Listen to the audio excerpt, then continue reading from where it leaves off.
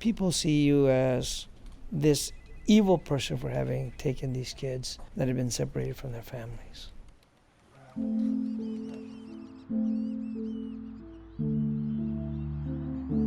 But we felt somebody's got to take care of ththese kids. So where are you going to put these kids? We have a Walmart that we found, and eventually, we got to just about 1,500 kids in there. 3 meals a day in an air-conditioned place, medical care, dental care. There's some kids who don't want to leave our facilities. This is not a jail. This is a shelter for kids. We are the largest organization that does this work, and that pisses people off. A lot of people, it's this, why are you must be doing something wrong. You must be doing something wrong.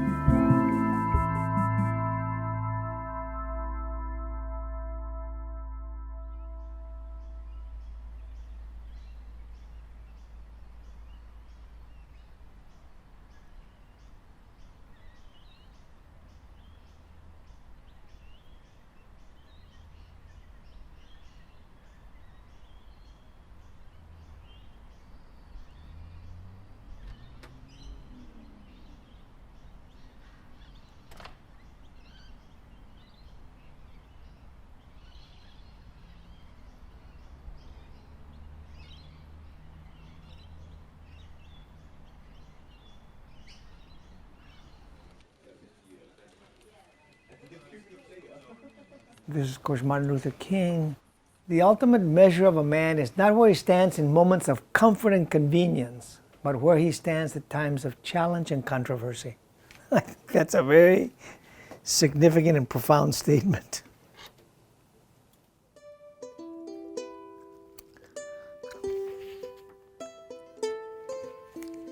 I grew up in Brownsville, South Texas, right? It's on the border between Mexico and the United States. We didn't speak any English. People demanded you speak English right away, or else they would punish you for speaking Spanish. And I remember going to class, and the teacher, which was of course white, said to me, "I cannot pronounce Juan." So they said, "We're going to call you Johnny." They're always trying to change your identity to be somebody else. I went away to college. There was a civil rights movement taking place. 1971, 72, did a big march down the street. Had 4,000 people marching. We began to take over offices. Not only the dean's office, we took over the president's office. We were all trying to get representation. I was the only Latino that got a doctorate at Harvard that year.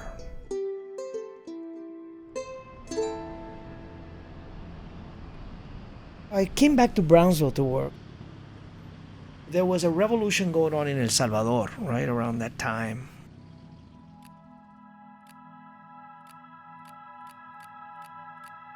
And so there were thousands of people coming into Brownsville. And of course, Brownsville is my area, and we were doing work down there. We then got this opportunity to take these kids who were coming into this country, and the goal was provide shelter for them for a while until we can reunify them with their families, because most of them come looking for a family member. And so our goal was always to keep families together.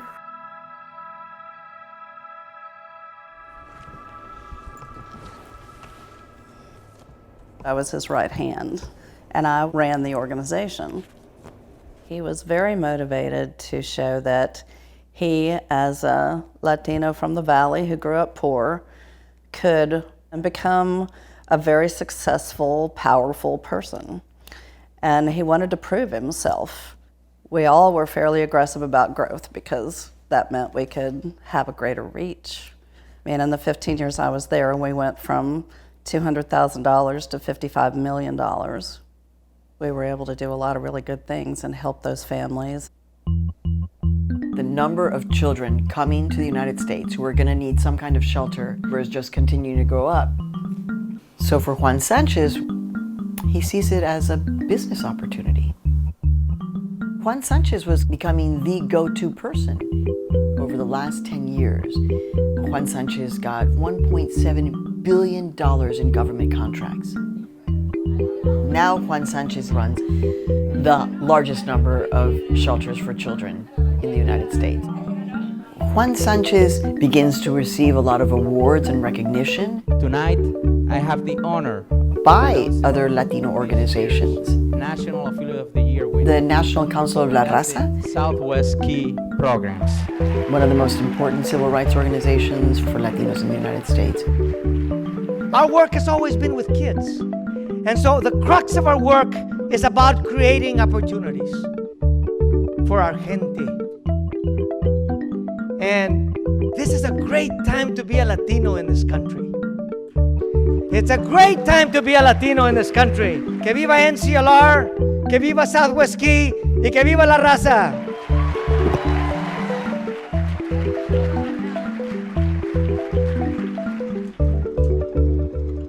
We're bigger than anybody else. And I still believe that we do it better than anybody. We understand culturally where these kids come from. And the people that are running all of these shelters are all Latinos. On my first day working at Southwest Key, I was able to meet Juan Sanchez.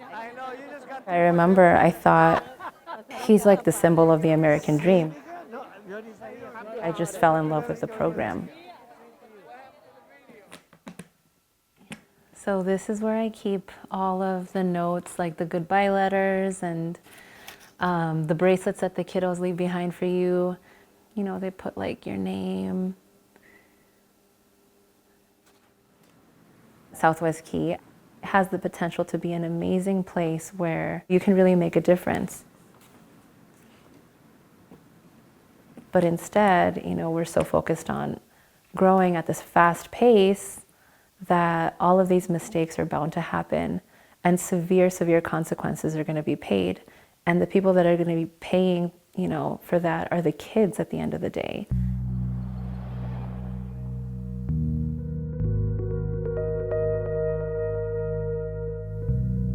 Cuando llegué del programa Southwest Key, tenía 16 años.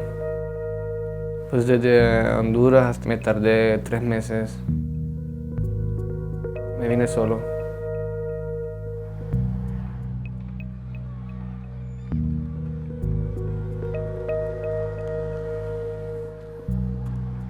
Levian era un trabajador ahí del programa. Livian, his demeanor was that of somebody that I didn't feel comfortable with working with children. That's why I reported it to his supervisor. A Levian lo habían pasado para el turno de la noche.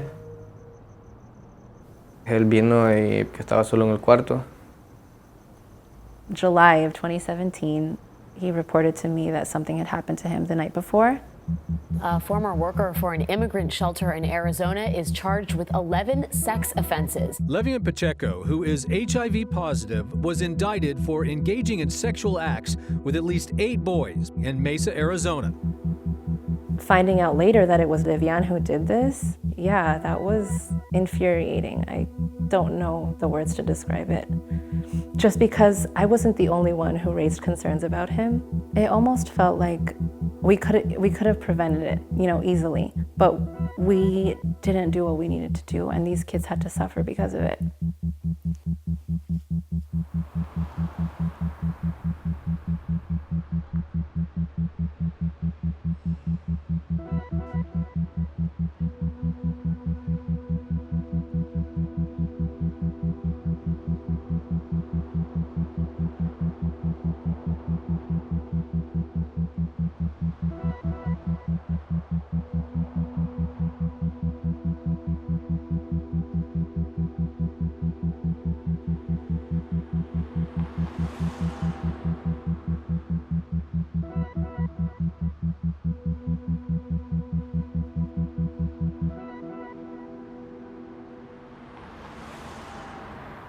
One day before I was 18, I left from there, finally.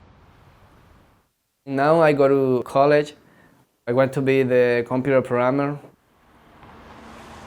My mom and my dad didn't know nothing about the case happening in Southwest Key because it's embarrassing. But everything about the shelters is secret, and I want the people to know about the problems.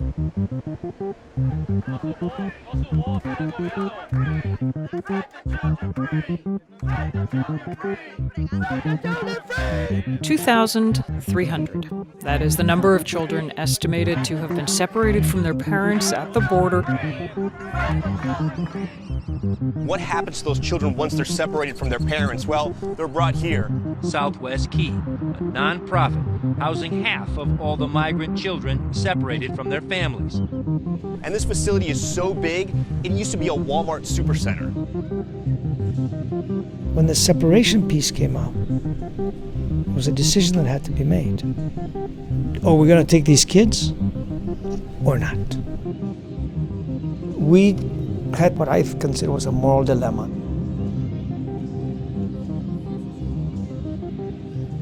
Critics, what would they do with these kids? One of them said we thought that the nuns should be the ones taking care of these kids. Really? There's no nuns to begin with. The government's not going to make a contract with nuns. And who's going to take care of these kids? Who? We don't take them. Somebody else is going to take them.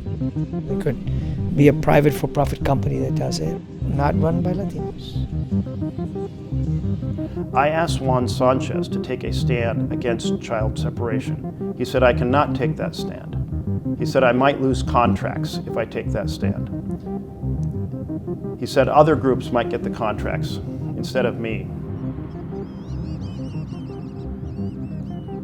If I would not have taken these kids, we would have had to give this up.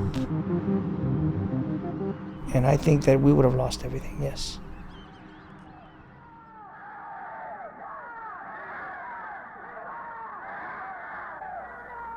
Juan's early life and the achievements he made in getting to Harvard and doing those things were largely driven by anger. He was so angry at the way Latino people were treated. He was forever angry about privilege. And I think ultimately, at some point, that became his ambition to have the same thing. When before he fought against it, he hated it, now he is one of those people, unfortunately. Our entire mission was to keep kids out of institutions, and instead they built one.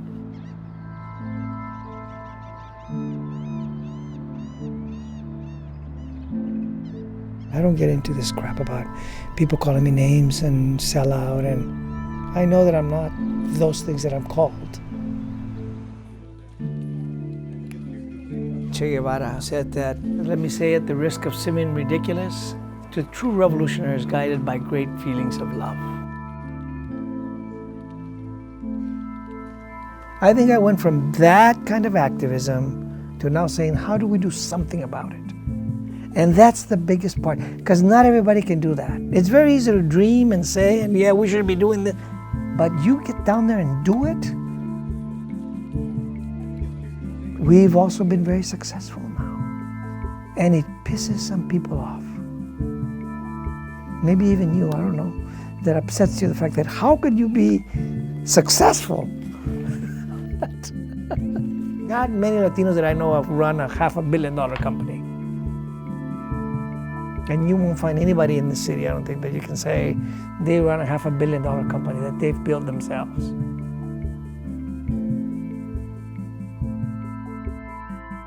Southwest Key is in the national spotlight again. One of the new controversies seemed to involve money.